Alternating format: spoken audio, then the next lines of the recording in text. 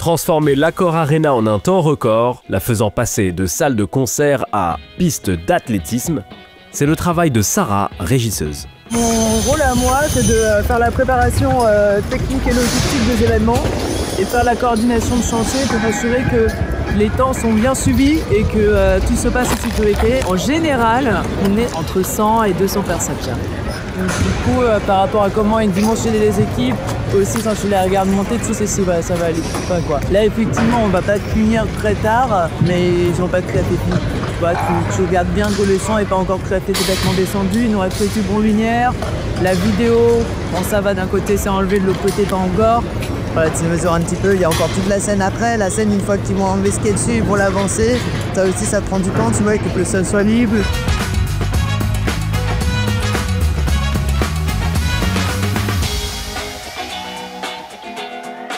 La coactivité, faire en sorte que chaque équipe puisse travailler en sécurité parce qu'on travaille tous dans la même zone. Il y a des choses qui vont venir du grill, qui vont descendre au sol. Il y a des mouvements de gradin avec des personnes, par exemple prestataires de ménage, qui vont travailler pour nettoyer les sièges. Donc il faut qu'on puisse enlever les garde-corps tout en s'assurant de leur sécurité. C'est vraiment ça, les engins qui traversent.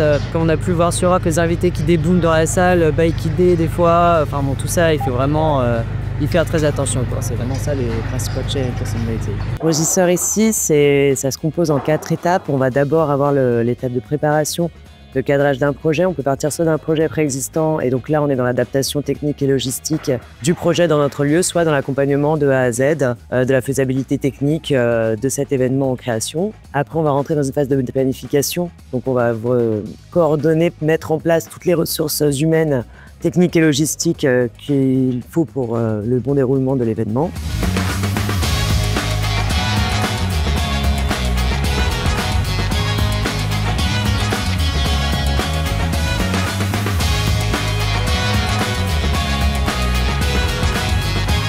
Et en fait, ils savent quelle porte donne sur quel accès, combien de camions ils ont à gérer. Là, typiquement, la scène, elle va aller vers la 38 pour pas embourber la 32, qui est plutôt qui sort vers Quai de Bercy, et celle-là vers le boulevard de Bercy.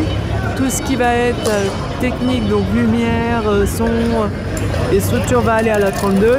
Après, chacun a ses équipes, équipe rig, équipe son, équipe lumière, et chacun a les rôdes en conséquence demandées par la prod.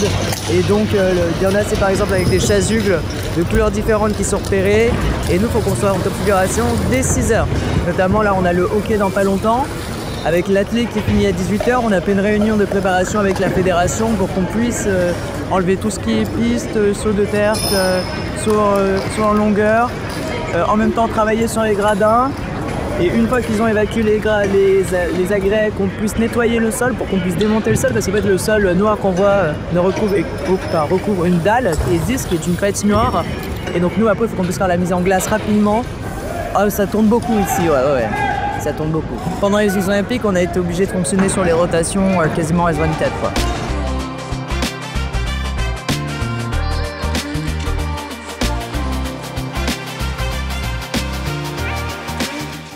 Voilà, on est sur la fin du démontage, il reste toute la scène à monter, à charger, tous les fly et l'écran sont au sol. Demain, on va attaquer sur les aménagements des salles annexes pour la SLE. Après-demain, la config. Et après, on est parti pour 4-5 jours d'exploitation. Il faut repartir sur un hockey juste après.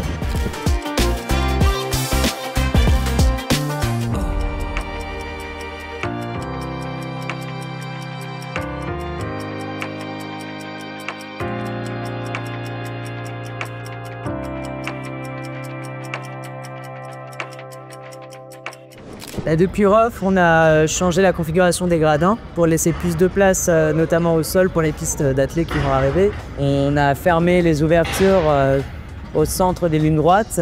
On a ravancé un peu le virage côté, là où il y avait la scène justement, on l'a ravancé. Et au niveau des gradins arrière, donc sur le virage de les côtés, là par contre on va les rétracter un peu plus pour laisser de la place demain à l'installation de la piste soit en longueur, soit de terre. En fait ça va être livré cet après-midi, on reçoit ça sous forme de palettes. Et c'est plusieurs tapis qui se mettent les uns après les autres. Donc au centre on va avoir vraiment une piste, je crois, de 40 ou 60 mètres. De l'autre côté, on va avoir un saut de perche. Et ici, on va avoir le saut en longueur.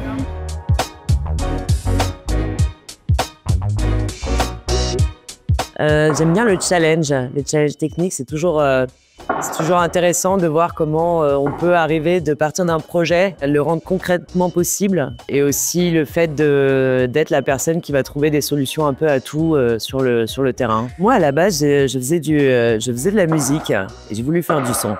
Et après, pour aller sur la régie, j'ai rencontré une femme qui m'a impressionné et j'ai voulu faire ce métier. Elle avait toujours les solutions adaptées, elle connaissait toutes les réglementations, toutes les petites choses à savoir, quoi. Et elle était très très réactive et ça m'a impressionné, ça m'a donné envie d'y aller, quoi. Il faut pas avoir trop de loisirs et d'envie de rentrer tôt chez soi, hein. C'est un métier où on a vraiment des grosses amplitudes horaires et ça peut être à n'importe quelle heure de la journée.